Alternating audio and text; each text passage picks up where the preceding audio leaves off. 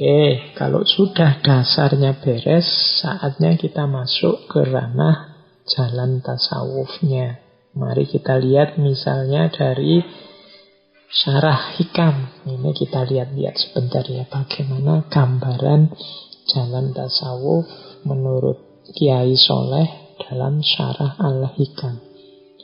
Di bagian awal dari kitab ini beliau ada kalimat, utawi iki kitab ringkes saking matan Al-Hikam karangane Al-Alamah Al-Arif Billah Asy-Syaikh Ahmad bin Athaillah.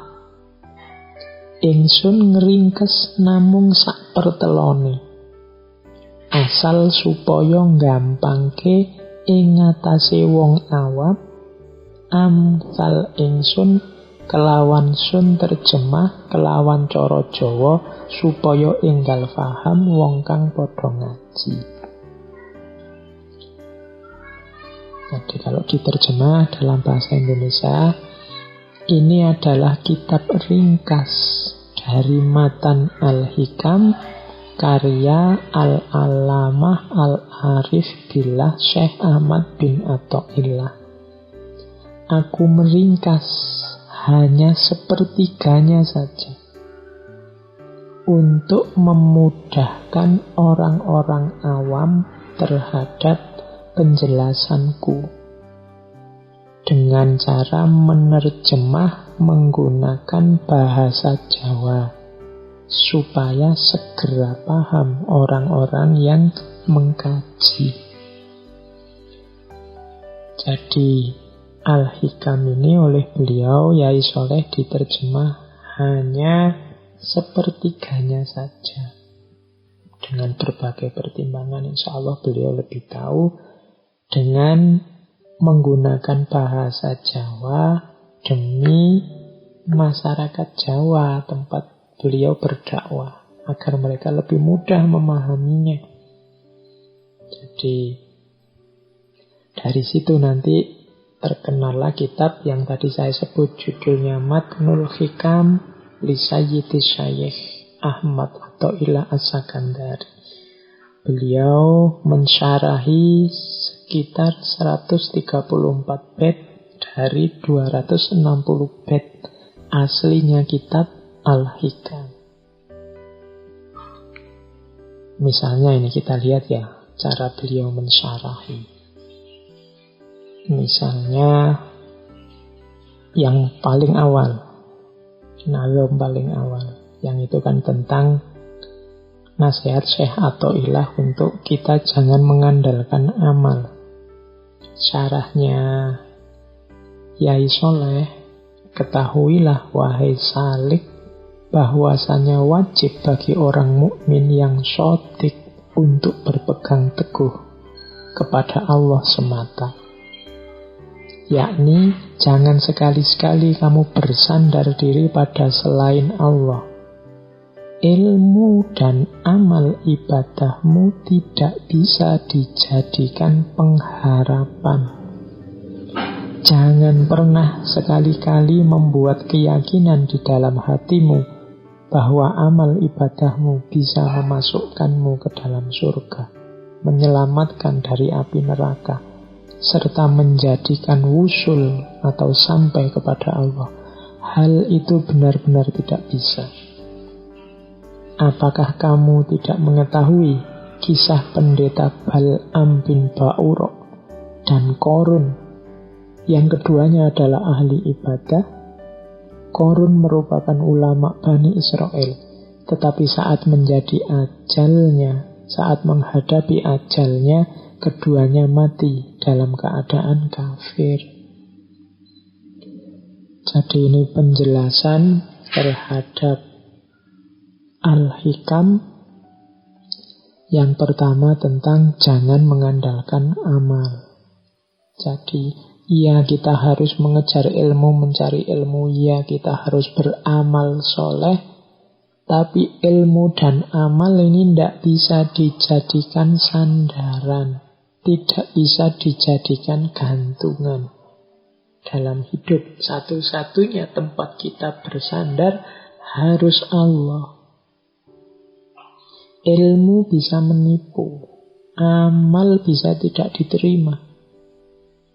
Kalau kita hanya mengandalkan ilmu dan amal, hati-hati, keduanya tidak mutlak bisa menyelamatkan kita dan membuat kita wusul pada Allah. Di situ dijelaskan oleh Yai Soleh, apa kamu tidak ngerti? Misalnya ceritanya Bal'am bin Ba'urah. Bal'am ini pendeta zaman Fir'aun. Jadi Bal'am ini agamawan pendukung status quo-nya Fir'aun. Korun, kalau Korun kita ngerti bagaimana beliau konglomerat yang kalau katanya Kiai Soleh awalnya ulama, tapi gara-gara hartanya baik Bal'am maupun Korun nanti akhirnya mati kafir. Bal'am karena ilmunya, Korun karena hartanya, dua-duanya malah celaka. Jadi ya kita harus bekerja, beramal, kita harus mencari ilmu, tapi ilmu dan amal jangan dijadikan sandaran. Akhirnya baik iman maupun kufur, masuk surga atau masuk neraka, itu semua adalah karunia dan keadilan dari Allah semata. Sama sekali bukan karena ketaatan dan kemaksiatan setiap insan. Yang benar adalah ketaatan dan kemaksiatan itu menjadi tanda bagi orang yang akan masuk surga atau masuk neraka. Jadi kalau ada orang kok rajin sekali cari ilmu, rajin sekali ngaji, ini adalah anugerah dari Allah dan tanda bahwa insya Allah besok dia selamat. Bukan karena ilmunya, tapi karena kesadarannya bahwa ilmu itu adalah anugerah dari Allah. Karena hidayah yang dibukakan oleh Allah padanya sehingga dia mau untuk menempuh jalan ilmu. Jadi justru kalau ada orang taat, ada orang istiqomah, ada orang rajin ibadah, itu adalah anugerah dari Allah yang menjadi tanda bahwa orang ini nanti akan selamat dan dicintai oleh Allah. Kalau orang bersandar pada amalnya, bersandar pada ilmunya, menunjukkan orang ini merasa bahwa ilmu dan amal itu hasil karyanya sendiri. Sehingga terus dia bergantung pada itu. Kalau orang sadar bahwa ilmu dan amal itu hakikatnya adalah anugerah dari Allah, hidayah yang diberikan dari Allah pada kita, orang ini tidak akan bersandar pada amal dan ilmunya, tapi langsung sandarannya pada Allah. Jadi rahasianya di situ. Orang yang bersandar pada amal dan ilmu menunjukkan orang yang belum sadar, orang yang masih merasa hebat, merasa dia mampu. Oke, jadi jangan mengandalkan amalmu. Nanti ada cerita dari Kiai Soleh, Al-Kisah, ada cerita seorang laki-laki dari kaum Bani Israel. Orang ini tukang maksiat, julukannya Kholik. Si tukang maksiat yang tiap hari melakukan dosa ini satu ketika di satu tempat duduk bareng seorang abid. Abid ini ahli ibadah dari kaum Bani Israel juga. Kebalikannya, kalau Kholik tadi suka berbuat dosa, kalau abid ini, karena dia ahli ibadah, amalnya banyak, selalu melakukan ketaatan-ketaatan pada Allah. Kalau dalam ceritanya Kiai Soleh bahkan diilustrasikan di atas kepala si abid ini selalu ada payung. Seolah-olah dia dipayungi terus. Kalau situasinya panas mungkin dia malah dingin, karena selalu diikuti oleh payung. Keutamaan yang diberikan oleh Allah karena ketekunannya beribadah. Nah, Kholik ini karena dia duduk dekat dengan seorang abid, terus dia bergumam itu ya, penggerunang dalam batinnya. Aku ini pendosa, dosaku banyak. Sekarang aku duduk jejer seorang abid yang amal baiknya sangat banyak. Sudah tidak apa-apa, semoga aku deket-deket dia, bisa ketularan.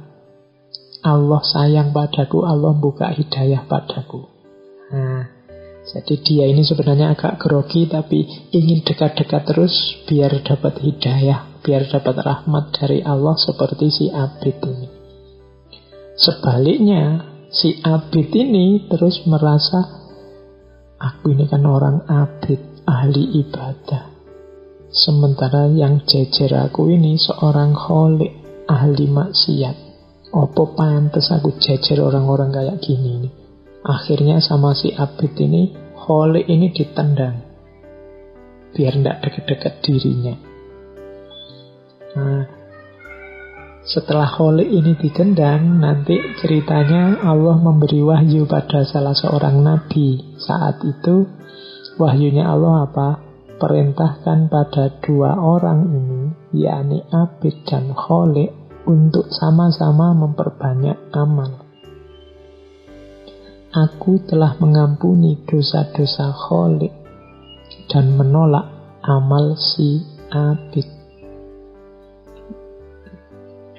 Jadi firman-Nya Allah, wahai Nabi, tolong beritahu abid dan kholik ini, setelah ini silahkan berlomba-lomba beramal kebaikan.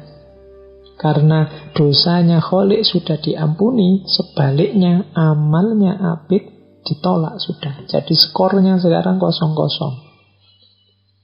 Karena kesombongan si abid tadi.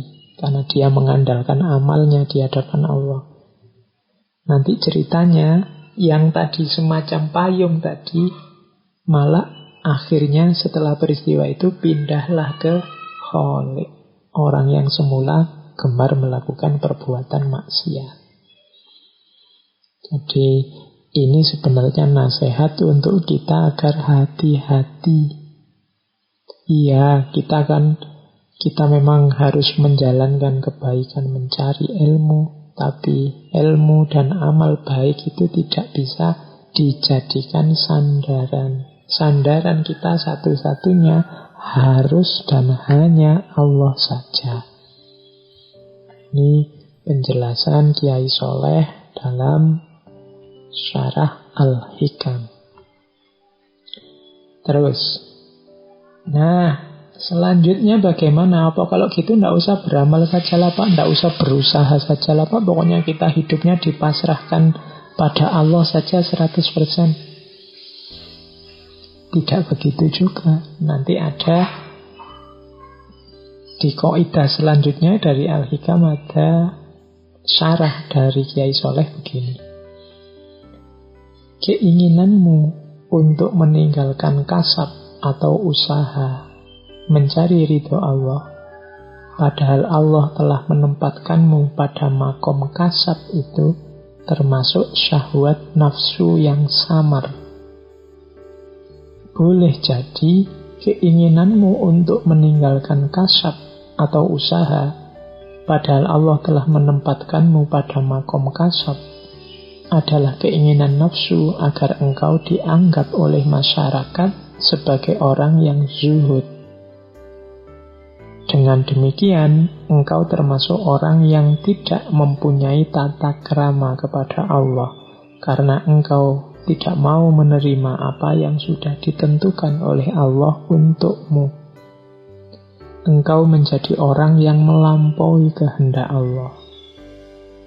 Adapun tanda bahwa engkau ditempatkan pada makom kasab itu adalah dengan wujud selamatnya agamamu.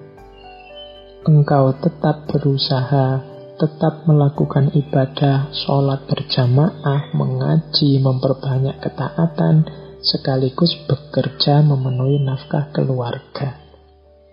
Berubahnya keinginanmu untuk meninggalkan kasab itu termasuk bujuk rayu iblis. Usaha yo harus tetap berusaha, bekerja yo harus tetap bekerja, karena disitulah makom kita, kewajiban kita, tanggung jawab kita. Jadi yang dosen yo jadilah dosen, yang dagang, daganglah yang serius, yang bertani, bertanilah yang serius, yang pegawai, bekerjalah yang serius penuh amanah. Itulah makom kita. Jangan beralasan mencari ridho Allah, menempuh jalan suluk, terus tanggung jawab, berusaha, tanggung jawab. Kasab ini kita tinggalkan. Katanya Yai Soleh, justru itu bujuk rayunya iblis di situ. Membuat kita menjauh dari tanggung jawab kita untuk berusaha, padahal makom kita masih di situ.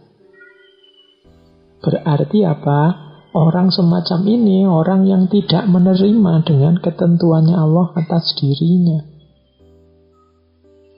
Justru dengan menjalankan ketetapan Allah sesuai makom kita, disitulah nanti ridhonya Allah akan datang.